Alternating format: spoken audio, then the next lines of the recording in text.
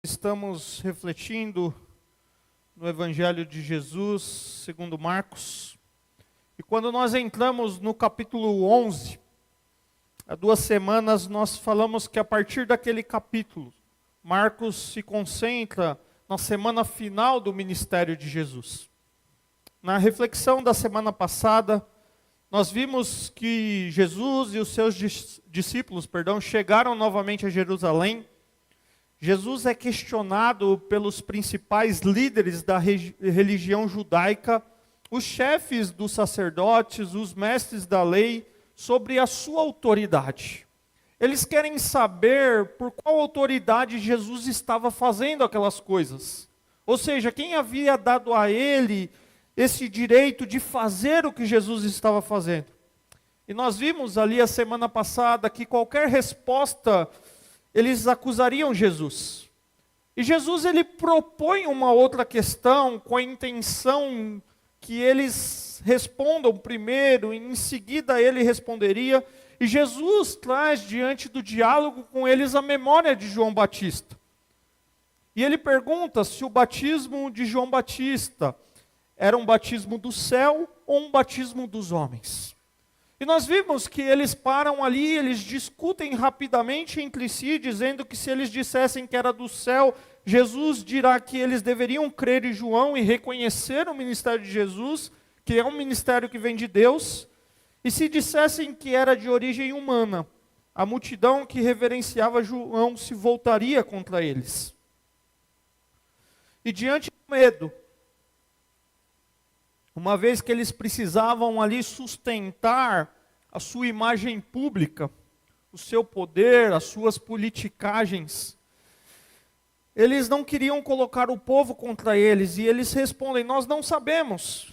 E Jesus então se recusa a responder a pergunta deles. Eu não vou responder, então, se você não sabe, não vou responder. Porque Jesus, ele respondia àqueles que queriam aprender dele.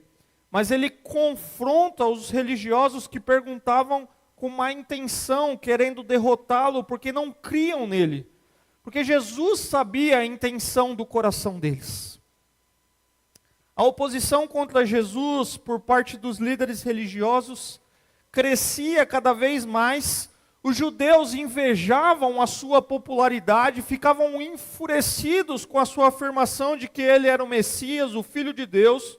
E aos olhos dos judeus isso era uma blasfêmia, eles estavam blasfemando contra Deus. E hoje nós vamos entrar no capítulo 12, onde nós veremos que Jesus agora abertamente, ele censura os líderes judeus por seus corações duros e pela insensibilidade deles diante da revelação de Deus.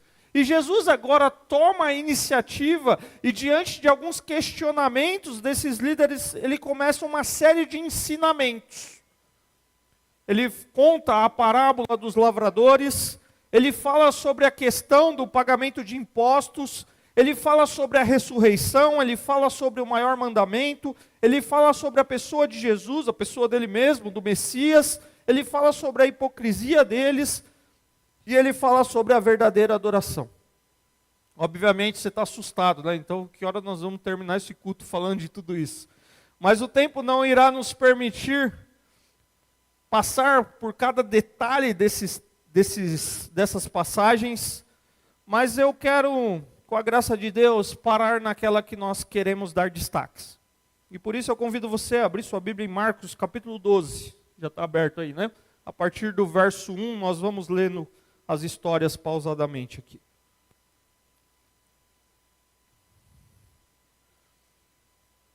A gente está com um probleminha técnico aqui, mas se puderem só baixar o retorno um pouquinho.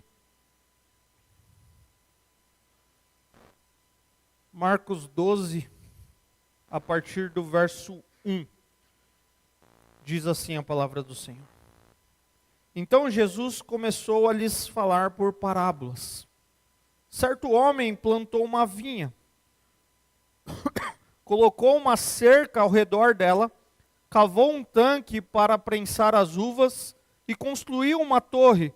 Depois arrendou a vinha e alguns lavradores e foi fazer uma viagem.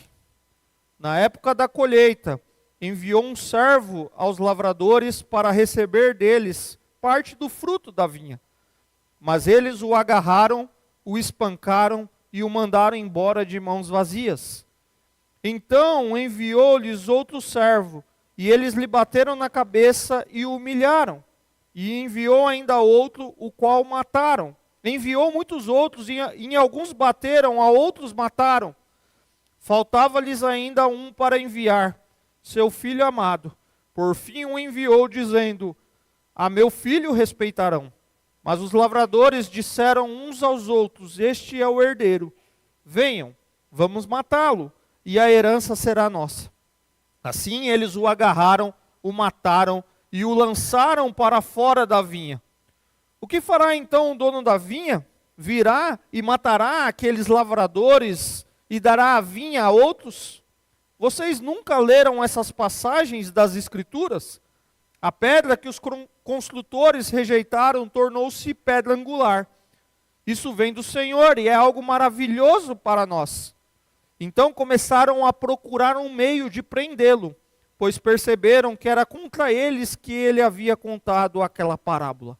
Mas tinham medo da multidão, por isso o deixaram e foram embora. Pai, obrigado pela tua palavra lida aqui, palavra que será exposta, e que teu Espírito Santo fale profundamente aos nossos corações.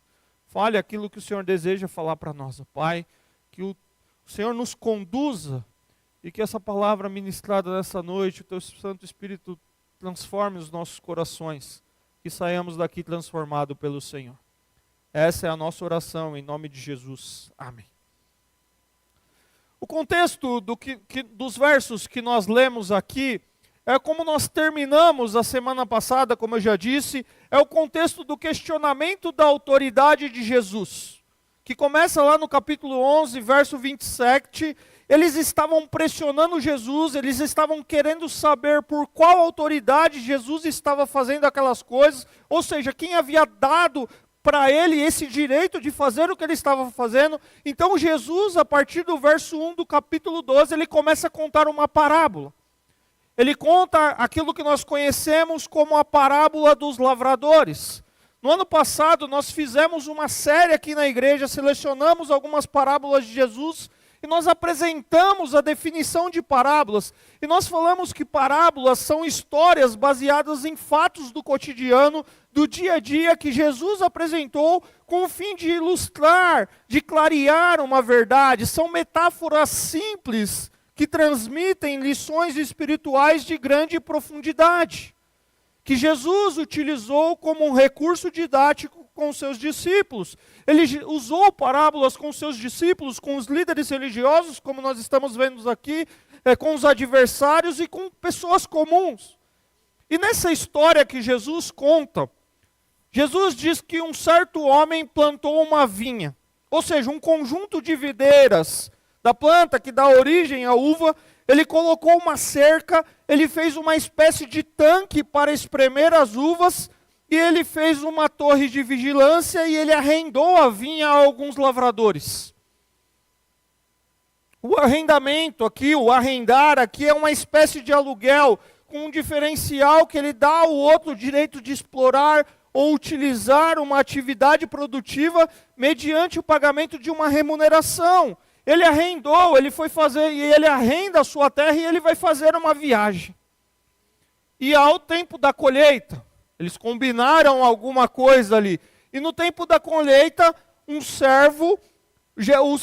foi enviado um servo aos lavradores para receber deles a sua parte no lucro, a parte do fruto da vinha. Ou seja, ele arrendou, fizeram um acordo, agora que deu o tempo da colheita, vamos aqui receber o nosso pagamento, seja em uva ou seja em dinheiro, vamos lá receber.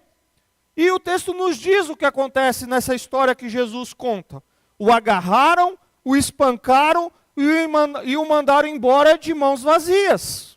E aí o servo envia outros. O que será que aconteceu? Por que eles brigaram ali? Por que deu esse problema? E ele envia outro. E o texto diz nos versos 4 e 5, lhe bateram na cabeça e o humilharam. Enviou outro, o qual o mataram. E enviou muitos outros, e em alguns bateram e a outros mataram. Essa é a história que Jesus conta para eles. O Senhor manda os servos para receber o pagamento e eles são maltratados. Alguns apanham, são humilhados, outros morrem, assassinados ali por aqueles pessoal que estava produzindo ali na terra. E faltava um para enviar. E já quase sem esperança, o proprietário decide enviar o próprio filho, pensando, meu filho eles vão respeitar. E eles viram que era o herdeiro, e eles queriam matá-lo para ficar com a herança. Eles agarraram, o mataram e o lançaram para fora da vinha. E Jesus, então nessa história que ele está contando, é uma história que ele está contando para eles, ele faz uma pergunta, o que fará então o dono da vinha? E ele vai no extremo aqui, ele diz, virá e matará aqueles lavradores e dará a vinha a outros. Em outras palavras, o proprietário da vinha vai se livrar dessa gente e ele vai arrendar a vinha a outros. E Jesus complementa, e ele cita um salmo, você pode ler depois, Salmo 118, versos 22 e 23, e Jesus cita esse salmo dizendo, vocês nunca leram essa passagem das Escrituras? A pedra que os construtores rejeitaram tornou-se pedra angular. Isso vem do Senhor e é algo maravilhoso para nós. E eles entendem aquilo que Jesus está falando, eles percebem que o recado era para eles, e nos primeiros versos Jesus está citando, fazendo uma alusão, ou nesses versos aqui, Jesus está fazendo uma alusão de uma profecia sobre o julgamento de Israel em Isaías 5, de 1 a 7. Eu quero que você vá comigo lá para Isaías, capítulo 5, versos de 1 a 7. Olha que interessante os dois primeiros versos do capítulo 12 e essa profecia de Isaías. Eu não estou me ouvindo aqui, mas vocês controlam aí.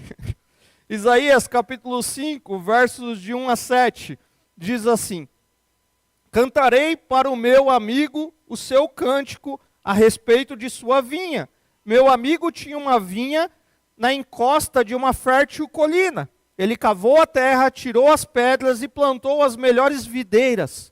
Construiu uma forte torre de sentinela e também fez um tanque de prensar uvas. Esses versos são muito parecidos com aquilo que Jesus citou. Agora muda a história. Agora, habitantes de Jerusalém e homens de Judá, julguem entre mim e a minha vinha. Que mais se poderia fazer por ela que eu não tenha feito? Então por que só produziu uvas azedas quando eu esperava uvas boas? Pois eu digo a vocês o que vou fazer com a minha vinha. Derrubarei a sua cerca para que ela seja transformada em pasto. Derrubarei o seu muro para que ela seja pisoteada. Farei dela um terreno baldio, não será podada nem capinada. Espinheiros e ervas daninhas crescerão nela. Também ordenarei as nuvens que não derramem chuva sobre ela. Pois bem, a vinha do Senhor dos Exércitos é a nação de Israel e os homens de Judá. E os homens de Judá são a plantação que ele amava. Ele esperava a justiça, mas houve derramamento de sangue. Ele esperava retidão, mas ouviu gritos de aflição. Jesus faz uma alusão e ele cita até um certo ponto aqui essa passagem de Isaías. E a passagem de Isaías diz que um lavrador limpou a terra para plantar a vinha, os terrenos de videiras. Depois de fazer todos os preparativos necessários, ele esperava que a vinha obviamente produzisse uvas de boa qualidade, uvas doces. Em vez disso, a vinha produziu só uvas de baixa qualidade, azedas. E Isaías aqui nessa profecia, ele usa a vinha como símbolo da nação de Israel. Deus estabeleceu Israel para ser um referencial para as nações, um modelo de justiça e retidão, e Israel estava vivendo com atos violentos, atos de injustiça. Eles se perverteram, diante do ideal divino. E a única alternativa do lavrador era destruir a vinha infrutífera. O pecado de Israel foi produzir fruto tão mau Quando Deus deu para eles todas as vantagens possíveis e uma terra linda e infértil, então o seu inevitável castigo deveria ser a remoção da sua cerca protetora e a devastação pelos invasores. E a parábola tem um significado muito claro para eles aqui nesse contexto, quando Jesus fala isso. Porque os servos enviados são os profetas mandados por Deus. O homem que plantou a vinha é o próprio Deus. E a vinha, nesse contexto, ele está claro na mente deles que é a nação de Israel. Deus escolheu a nação de Israel. Deus tinha plano para usá-la como um instrumento de comunicação do seu amor ao mundo. Ele os protegeu, Ele os libertou, Ele os sustentou, Ele os abençoou. Deus plantou essa vinha. E o que Ele esperava de Israel era frutos. Mas Israel tornou-se uma videira brava, uma videira azeda. Deus mandou os seus profetas para falar à nação de Israel, mas eles rejeitaram a mensagem, eles perseguiram, eles mataram os mensageiros, e Deus agora está enviando o seu filho, mas eles não o receberam. João capítulo 1, verso 11 diz: veio para o que era seu, mas os seus não os receberam. Eles estavam prestes a matar o filho enviado pelo Pai. E Jesus, então, diante dessa parábola, diante dessa história, ele complementa dizendo que a pedra que os construtores rejeitaram tornou-se pedra angular, pedra de esquina. Cristo é o verdadeiro fundamento da igreja. E ao ouvir isso, queridos, isso é algo pesado para eles. É uma parábola pesada, porque eles se enxergam ali. E esses líderes religiosos, eles entendem que Jesus contou a parábola contra eles. E eles querem prendê-lo. Mas eles têm medo da multidão. E o medo impede que eles façam isso. E nós vamos ver que o confronto está cada vez se tornando mais forte, mais intenso. E eles continuam buscando uma forma de eliminar Jesus. E o grande ensinamento aqui para nós, queridos, que a gente está ouvindo tudo isso, fala, negócio de uva, de vinha, lá para Israel, o que isso tem a ver comigo? O grande ensinamento de Jesus é que aqueles líderes não têm autoridade, perderam a sua função no meio do povo de Deus. O lugar da presença, da manifestação de Deus está sendo retirada dessa nação apóstata e está sendo transferido para Jesus, para a igreja de Cristo Jesus. Jesus é o fundamento deste novo edifício, a igreja é o novo Israel, não nessa ideia de teologia da substituição, mas agora cristãos gentios e cristãos judeus se unindo para formar a igreja. É isso que Jesus está apontando para eles. Vocês falharam, vocês são hipócritas. Nós vamos ver mais para frente. Vocês falharam na função de vocês. E agora está vindo o verdadeiro fundamento sobre qual a igreja vai ser construída. E a igreja é esse povo que Deus está chamando, está formando para manifestar ao mundo o amor de Deus. Jesus está edificando uma nova comunidade. Jesus está começando um novo edifício, uma nova obra, que em sua expressão invisível, teve seu início antes da fundação do mundo, quando Deus decide escolher para si um povo de propriedade exclusiva, decretando a redenção deste povo por meio do sacrifício do Cordeiro. E na sua expressão visível, ela começa a ser formada aqui. Quando o rei vem habitar entre nós. E ele começa então a estruturar, fundamentar, dar visibilidade para o que Deus deseja. A igreja de Jesus, queridos, nunca poderá ser edificada sobre fundamentos humanos. A igreja de Jesus, a igreja é a sua noiva, pela qual ele tem um verdadeiro zelo. Que privilégio, querido, Deus nos deu fazer parte da sua igreja. Você já parou para pensar nisso? A igreja tem essa tarefa, querido, de ser essa uva boa. Que nas palavras de Jesus é sal e luz nesse mundo que nós vivemos. Ela recebeu essa missão de ser essa uva docinha, para que o mundo conhece e não entende como docinha algo que esquece a sua essência, as suas características só para agradar, mas a sua essência é trazer o gosto, o prazer em desfrutar da presença e da glória de Deus. Essa é a missão que Jesus está criticando deles e está começando a traçar o caminho que Deus construiu e que nós desfrutamos, porque nós somos a igreja dele. Que privilégio fazer parte da igreja de Cristo Jesus.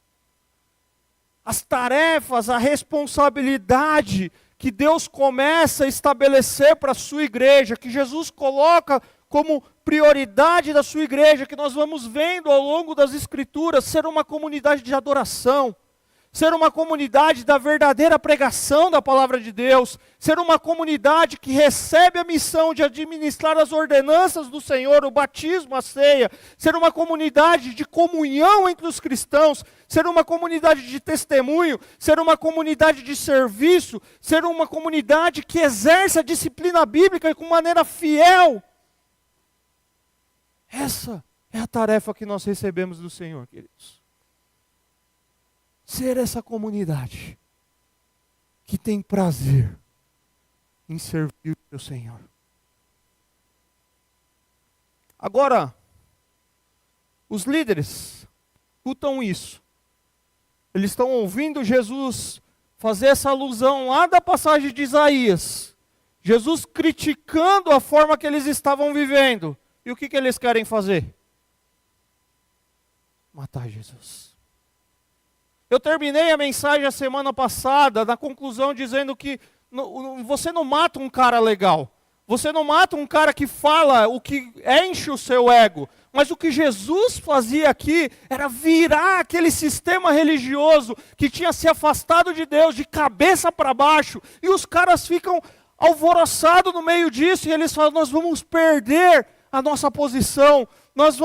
Esse Messias chegou, o que ele está fazendo, o povo está gostando de tudo isso, olha os milagres, olha os ensinos, olha as manifestações, então vamos tirar a vida dele, vamos acabar com ele, vamos eliminá-lo, e eles precisam encontrar o modo certo de fazê-lo, e aí eles começam a fazer mais perguntas embaraçosas para Jesus, porque eles queriam pegar Jesus em alguma contradição. E olha que interessante, queridos. Nós vamos ver aqui, eu não vou ler todos os versos, mas nós vamos ler que grupos que eram inimigos ou tinham divergências teológicas se unem para pegar Jesus em alguma contradição. A história continua. E você vai ver dos versos 13 ao verso 17, eles questionando Jesus, os fariseus e os herodianos questionando Jesus sobre o pagamento de imposto a César. Porque qual é a finalidade desse questionamento? Colocar Jesus em alguma situação de contradição para que eles pudessem levar o povo contra Jesus. Nós vamos ver nas questões seguintes, os saduceus, eles questionam Jesus com uma mulher que tinha se casado com 7 homens, isso está lá no 18 até o 27, uma mulher que tinha se casado com 7 homens, e eles questionam Jesus a quem seria a esposa na ressurreição, e eles dizem isso, e dentro da doutrina deles, dentro da teologia deles, eles não criam na ressurreição. Olha que interessante, eles queriam colocar Jesus à prova, eles estavam testando Jesus, eles estavam colocando Jesus numa situação que o povo se voltasse contra Jesus. E aí então, versos 28 a 34, após esses eventos, você pode ler em casa com calma depois.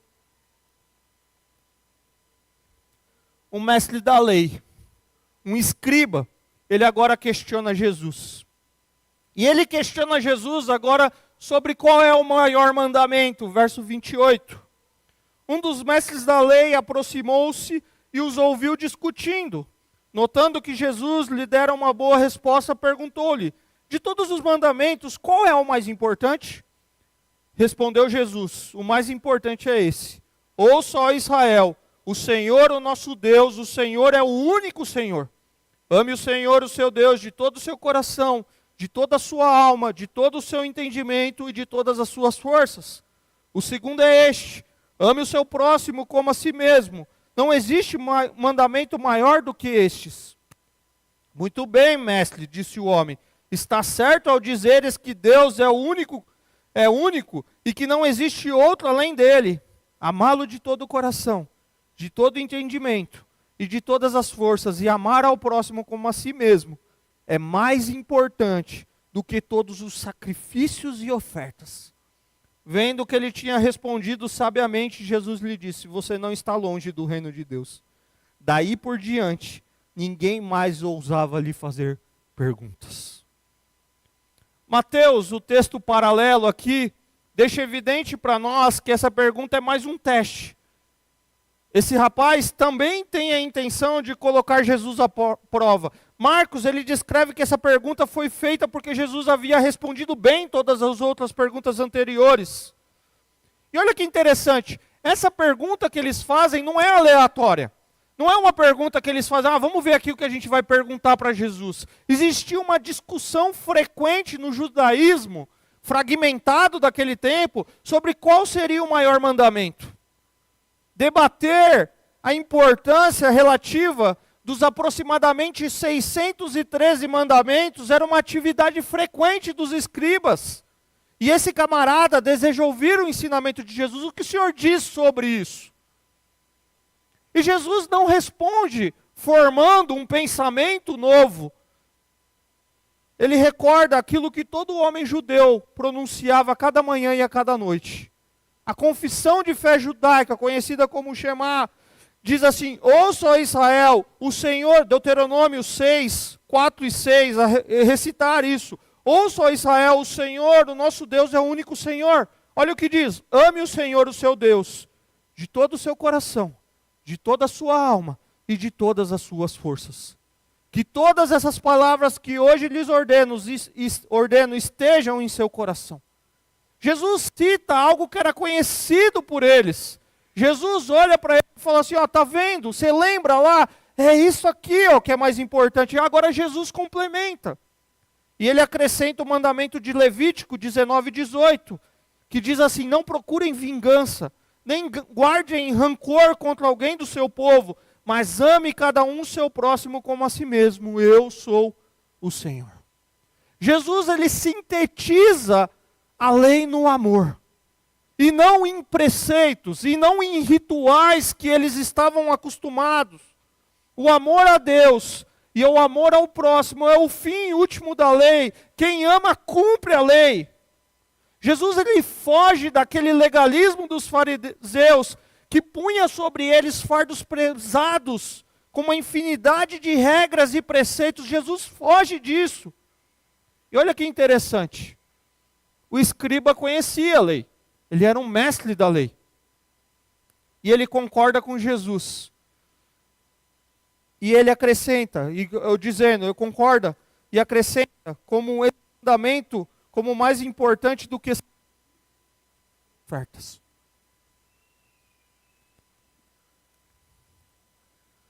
Jesus, ele percebe o discernimento espiritual, o coração daquele homem.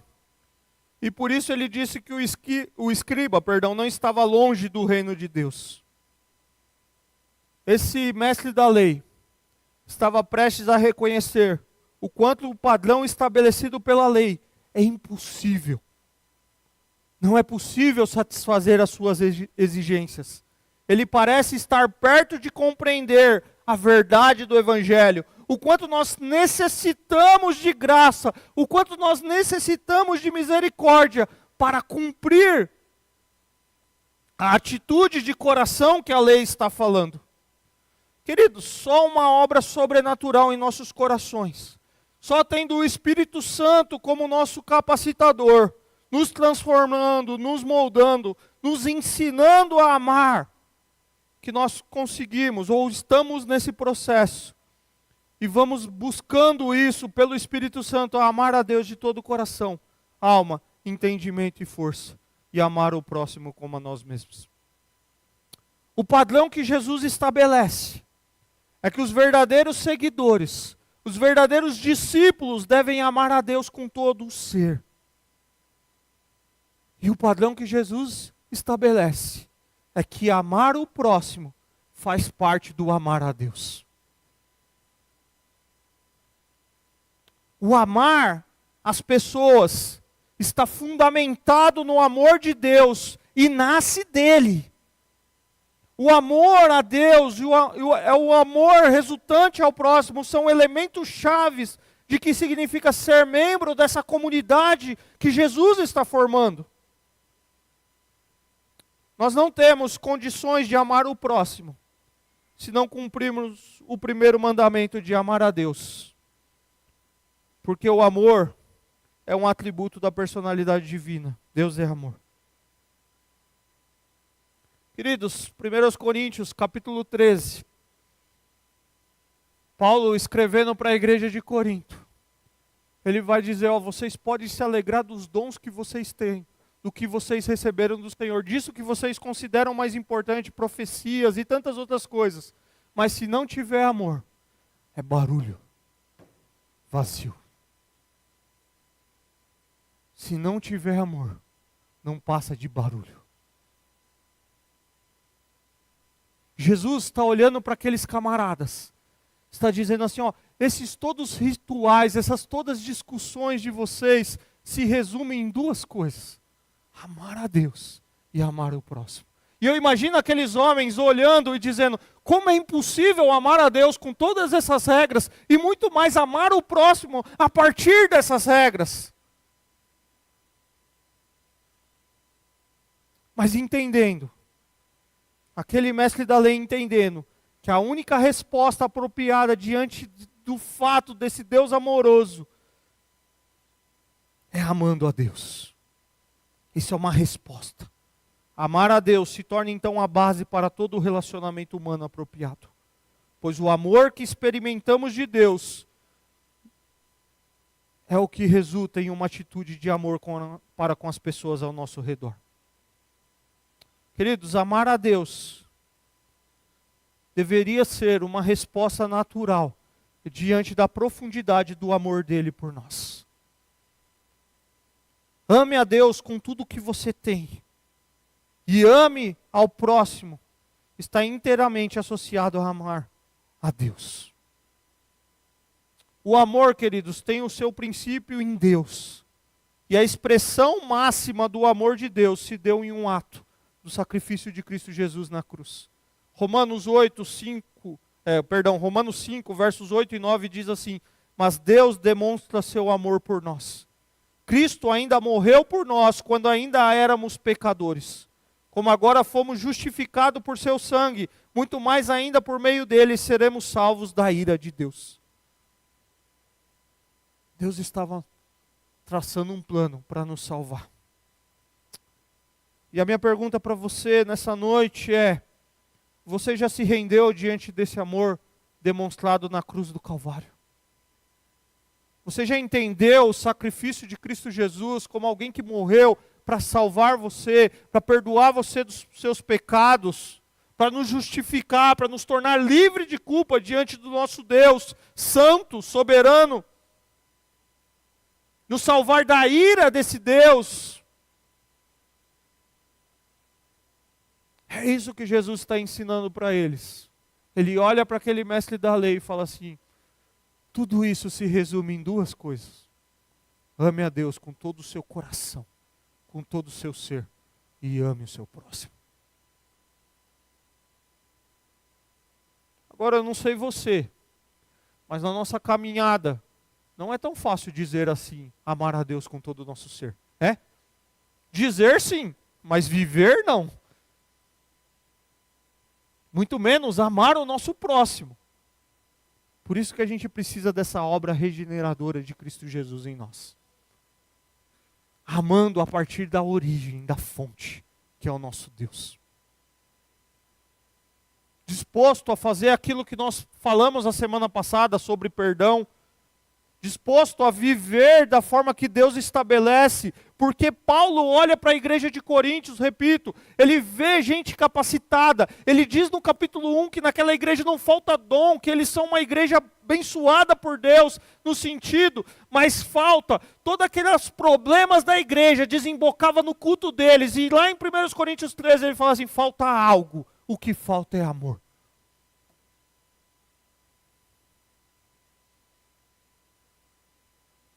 E aí Jesus olha para aquele grupo e olha para o coração deles e fala assim, o mais importante é o amor. E Jesus olha para nós hoje e fala assim, sabe o que é mais importante, queridos? Mais do que vir todos os domingos para a igreja, mais do que fazer alguma coisa na igreja, estabeleço que tudo isso faz parte da nossa vida, do nosso relacionamento com Deus, da nossa comunidade, mas é ser alguém que de fato ame a Deus com tudo que nós temos.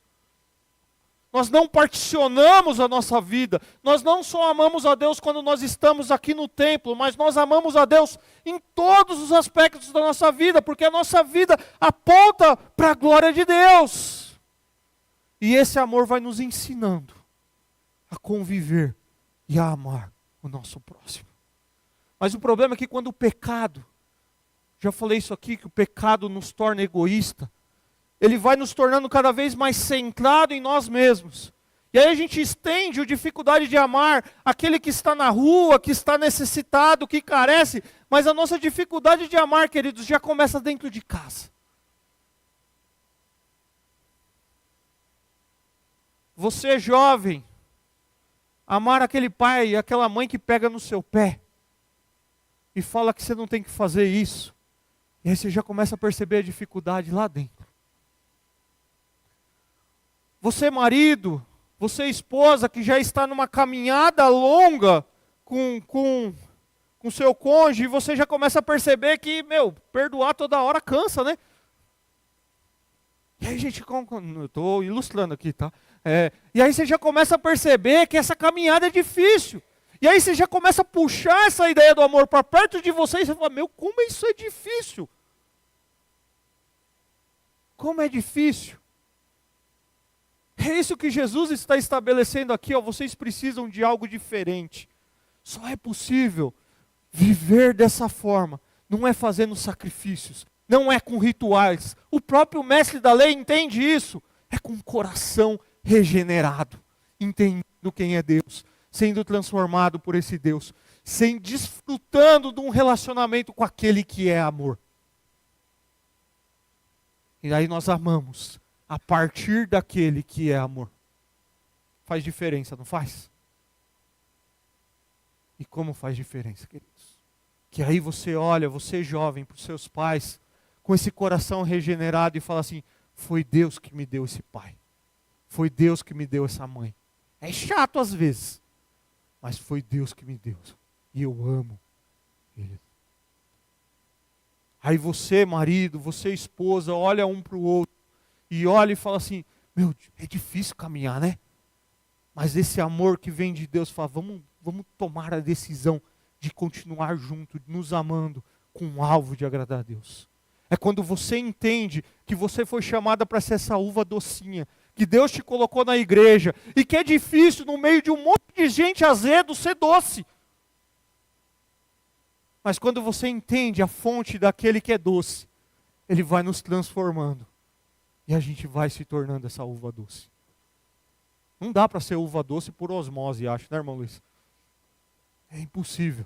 Tem que ter o tempo lá da maturação, tudo isso. Mas é possível a gente entender quem Deus é. E a partir desse relacionamento com Deus, falar, eu preciso amar mais. No evento seguinte, Jesus vai ensinar a eles sobre o Cristo. Ele toma agora a iniciativa e ele questiona os escribas, os mestres da lei mais uma vez. E a pergunta até agora eram sobre tributo, ressurreição, amor. Mas ele vai ao encontro, ele vai ao centro da questão e ele traz a pergunta sobre quem é Jesus. E ele vai dizer que Jesus é ao mesmo tempo filho de Davi e Senhor de Davi. Isso faz sentido, porque ele havia acabado de citar um salmo, então eles também tinham essa expectativa, tinham dúvidas sobre isso, não vou entrar nesse ponto aqui. Ele veio da descendência de Davi, segundo a carne, mas ele precede a Davi, é o Senhor de Davi, seu reino jamais terá fim. Ele está indo para a cruz, mas sabe que é o filho de Davi, o Messias prometido, cujo reinado não tem fim. E diante da multidão, Jesus ele questiona, e agora Jesus é pesado, ele questiona a hipocrisia desses mestres da lei. Ele questiona a vaidade espiritual deles, ele questiona a falsa piedade deles, ele questiona a ostentação de título deles, ele questiona o desejo de querer receber elogios públicos deles. Eles gostavam de desfrutar de posições de destaques, de assentar nos lugares principais, eles exploravam os fracos, os indefesos. E o Jesus ainda diz que para disfarçar, eles faziam longas orações. Mas Jesus diz que eles serão condenados. Jesus, ele não apenas condena o exibicionismo e a hipocrisia deles, como ele proclama juízo sobre eles. Vocês vão ser condenados por isso. Você pode ler depois com calma e entender aqui o que eu estou falando, entre os versos 35 e 40. Jesus, ele questiona essa forma de viver religião deles, queridos.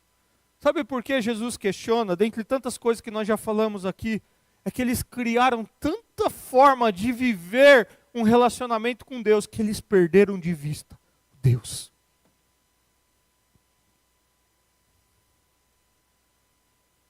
E isso pode acontecer com a gente, queridos.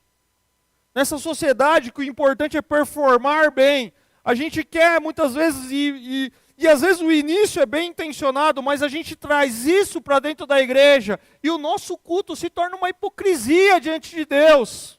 Ah, o pastor tem que falar meu nome lá na frente. Meu irmão, me desculpa, se você depender de eu falar seu nome aqui na frente, você vai se chatear comigo muitas vezes. Não por mal, porque às vezes eu vou esquecer. Porque eu não me preparei para o culto para dar uma lista de agradecimento por tudo que a gente tem feito. Porque individualmente, quem caminha aqui sabe que eu faço isso. Então, não tenta performar na igreja, querido, tenta servir. Não vem aqui para performar, não vem aqui para se exibir, vem aqui para servir. Vem aqui para abrir seu coração diante desse Deus, levantar as suas mãos na hora do louvor, se ajoelhar na oração, se for assim que Deus te conduz, se quebrantar diante desse Deus, mas sair daqui dizendo, eu tive um encontro real com Deus. Isso não significa que a gente não precisa ter excelência, que a gente não precisa melhorar na nossa qualidade, mas sim que o propósito não é fazer como esses caras estavam fazendo aqui, queridos. Não é ficar se preocupando com o público, mas é fazer, olhar para Deus e obedecer a Deus. Eles aqui, o pouco que eles estavam fazendo era olhar para Deus e obedecer a Deus. Eles, inclusive, até diante da oposição de Jesus, que eles consideravam, eles queriam matá-lo, mas tinham medo do público. Porque eles queriam performar diante da plateia.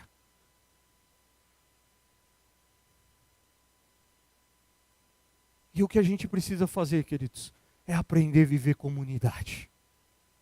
E viver comunidade como Jesus está ensinando aqui, é saber que a gente foi chamado para ser essa uva docinha.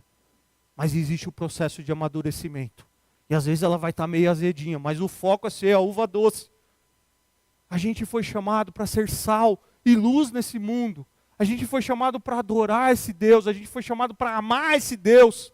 E a partir desse amor com Deus, amar aqueles que estão perdidos.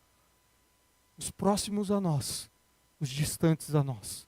Mas a amar aqueles que estão bem pertinho da gente. E esses é o mais difícil de amar. Porque às vezes é os que a gente está em embate. O último evento deste capítulo está lá nos versos 41 a 44. Eu quero ler com vocês para encerrar.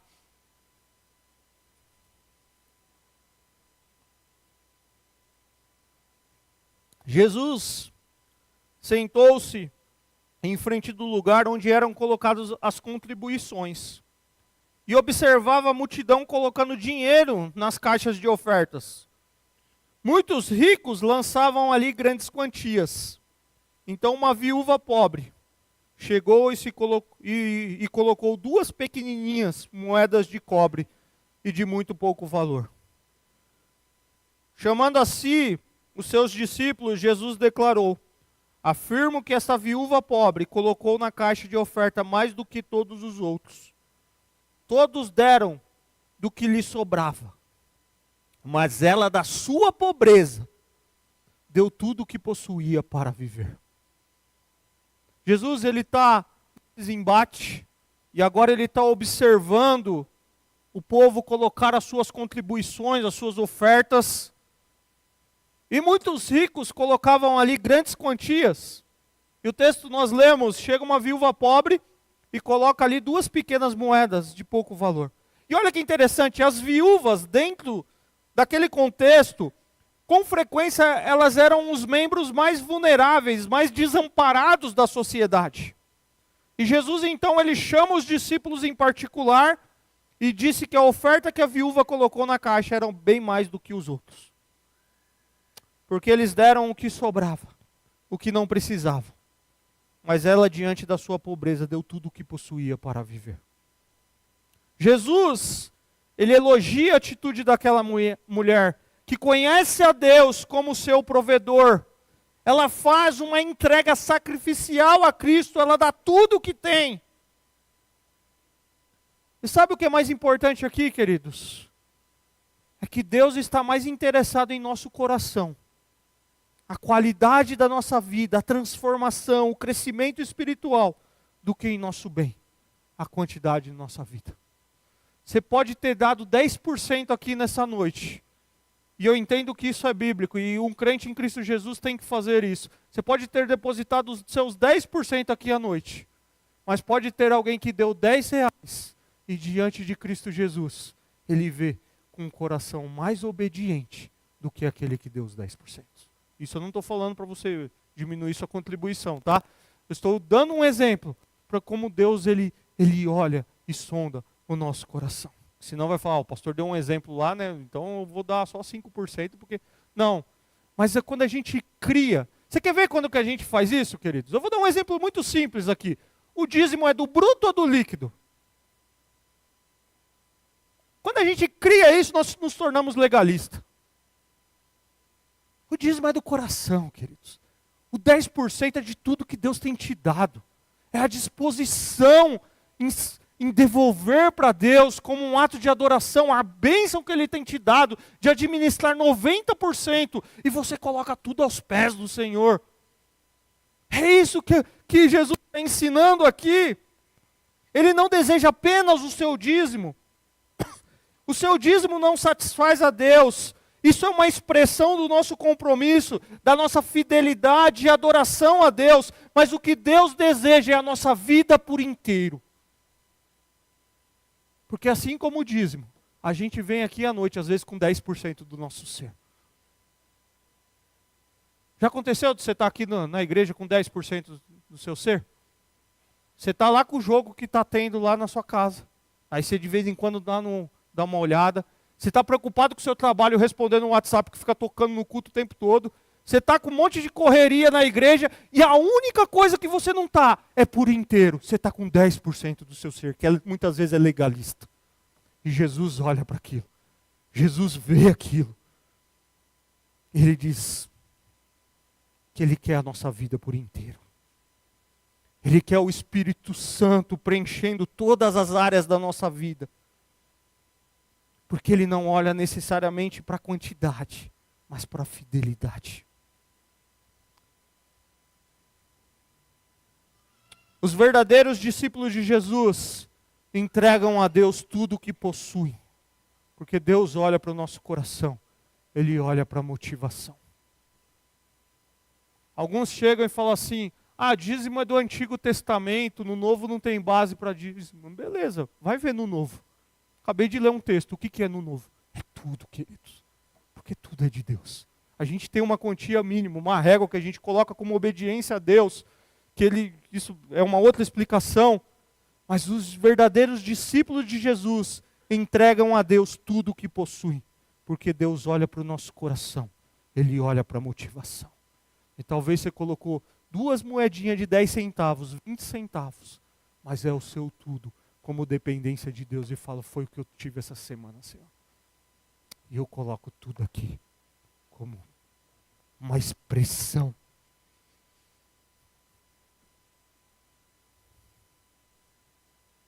da minha vida em adoração, Senhor. Eu coloco tudo aqui como uma expressão da minha adoração ao Senhor.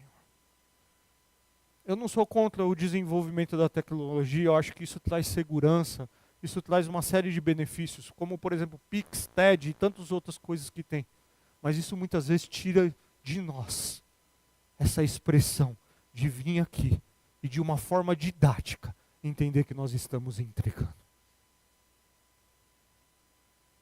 Então toda vez que você fizer um Pix, querido, toda vez que você der uma oferta, tenha consciência de que é uma entrega real e sincera diante de Deus. Toda vez que você exercer o seu dom, estou saindo do financeiro aqui, porque entrei no financeiro pelo exemplo de Jesus, mas toda vez que você exercer o seu dom, toda vez que você exercer aquilo que Deus te capacitou, esteja por inteiro. Esteja aqui, entregue. Ah, mas o que vão pensar de mim? Estão ouvindo, eu estou meio rouco hoje, fiquei meio desafinado. Esteja por inteiro. Na outra vez, se prepare melhor para não estar desafinado. Mas esteja por inteiro, né, irmão? É, porque o irmão Hélio ali com o desafinado, ele vai pegar no pé. Músico, tá certo, mas esteja por inteiro, queridos. Não é banalizar, mas é a gente estar por inteiro. Essa semana foi corrido, a minha aula foi mais meia boca, mas na próxima esteja por inteiro. Essa semana eu cheguei atrasado porque eu fui votar lá em São Paulo, deu segundo turno, em Barueri, segundo turno, e cheguei atrasado no culto, mas esteja por inteiro. E a semana que vem não tem eleição, chega no horário. Queridos, é isso que Jesus está olhando. A atitude daquela viúva é o que Deus espera de cada um de nós. Dar tudo, entregar a própria vida, em demonstração da nossa disposição em servi-lo e adorá-lo. Concluindo, caminhando para a conclusão, como está o nosso coração? Qual é a nossa visão sobre a igreja de Jesus?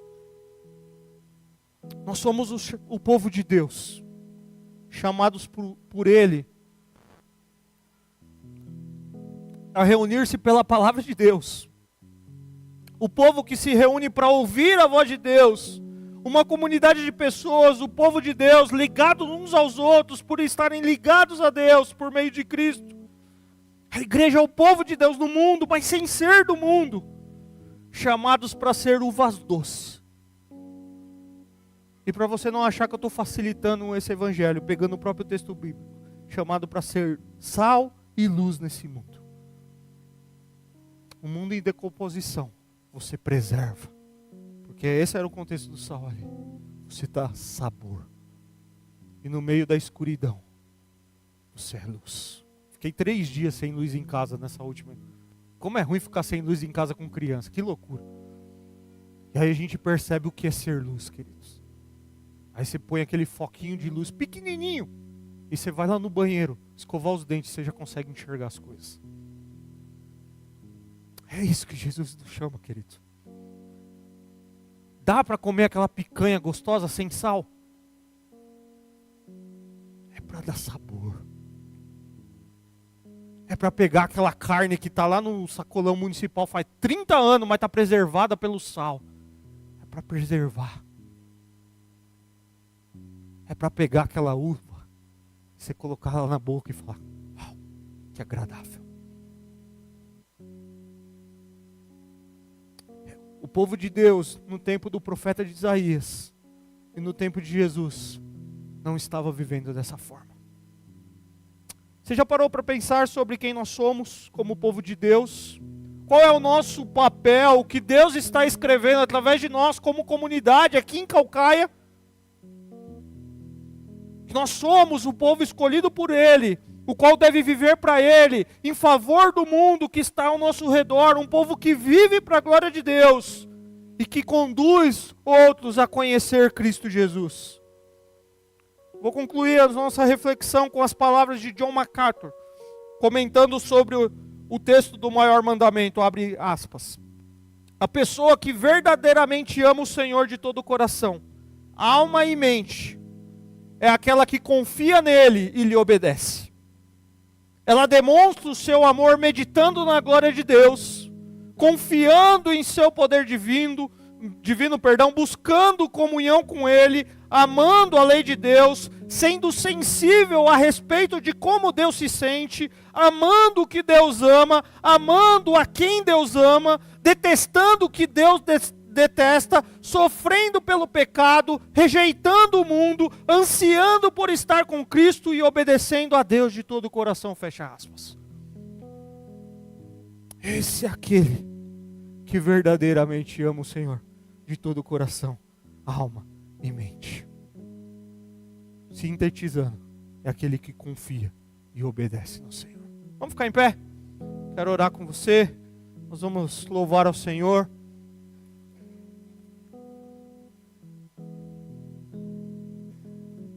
E diante de tudo que você ouviu aqui nessa noite,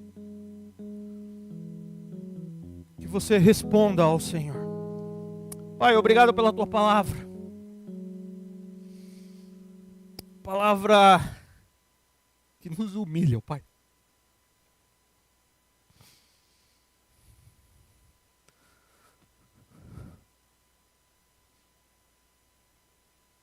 Palavra que nos quebranta. Palavra que faz a gente examinar a profundidade do nosso coração, as nossas intenções, o nosso culto ao Senhor.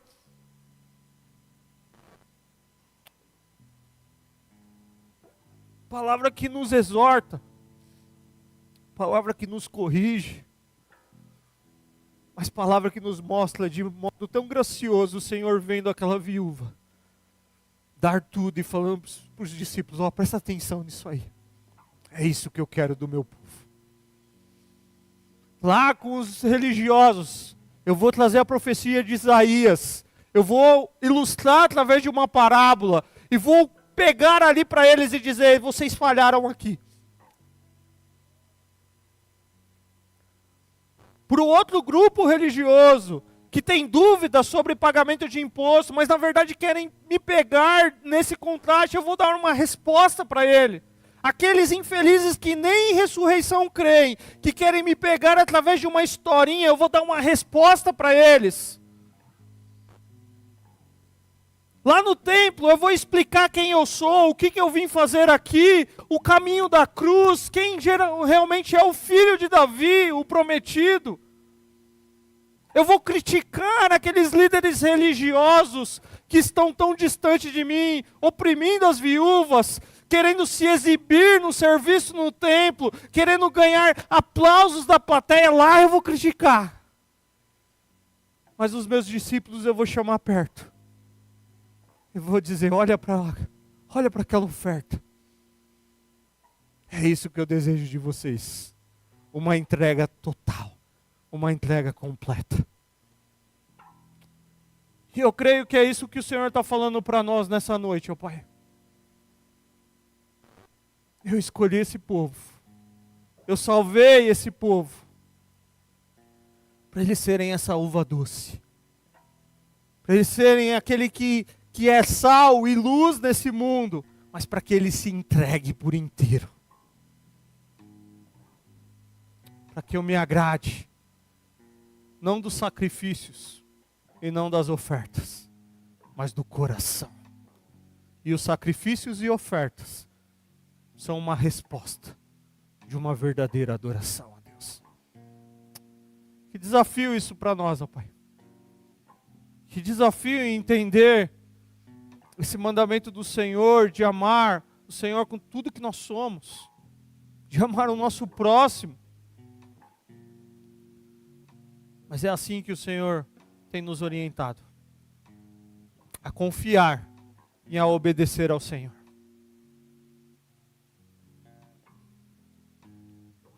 E o caminhar ali é um caminhar que está apontando para a sua obra. Uma obra de salvação. Uma obra de transformação. Por isso, transforma o coração da tua igreja, a começar em mim. Transforma o coração do teu povo. Mas se há alguém aqui que chegou nessa noite, que ainda não se rendeu ao Senhor, que ele entenda que somente o seu amor demonstrado na cruz do Calvário, afastando a ira do Senhor, o nosso Deus, é que pode transformar e perdoar a vida dele. E o que Jesus veio fazer aqui, foi morrer na cruz, para apaziguar a ira do Senhor, e para nos dar uma nova vida, para que a gente viva para a sua glória, e para que a gente transforme, por meio da sua palavra, vivendo esse evangelho, essa sociedade em que nós vivemos. Essa é a nossa oração, em nome de Jesus. Amém. Servo sofredor, a luz do mundo, promessa viva que se cumpriu. Palavra que nos leva das trevas à luz. A escuridão não venceu.